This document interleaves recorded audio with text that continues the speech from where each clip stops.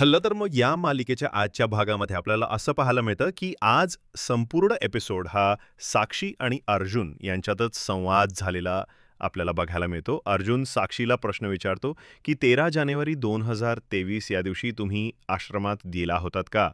साक्षी खूप कहाण्या रुचून अर्जुनला सांगते, की "हो, मी गेले होते, कारण मी प्रियाला जे पैसे दिले होते, ते परत मागण्यासाठी गेले होते."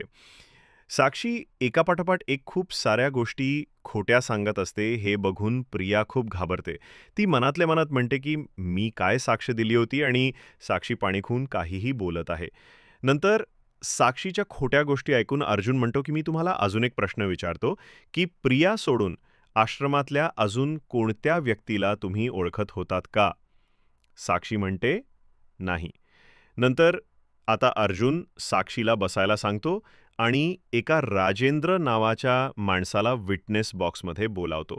राजेंद्र हा महिपतचा माणूस असतो, ज्याने मैपचा अकाउंटमधून पैसे काढून विलासकडे दिलेले असतात आणि विलासने ते पैसे मधुभाऊंकडे ठेवायला दिलेले असतात.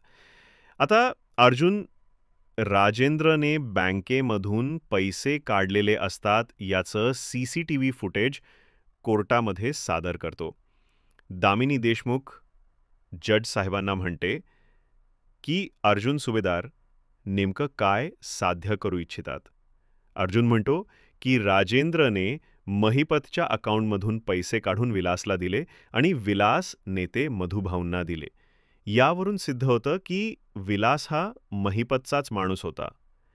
नंतर दामिनी म्हणते, की कशावरून तुम्ही म्हणतात, की या राजेंद्रने दिलेले पैसे आणि मधुभाऊंकडे सापडलेले पैसे हे सेम आहेत म्हणून.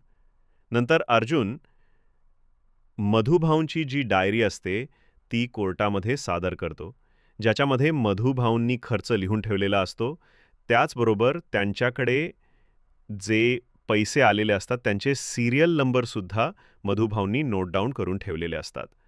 आता या राजेंद्रची साक्ष या केसला काय नवीन वळण देईल हे खूप महत्त्वाचं ठरणार आहे.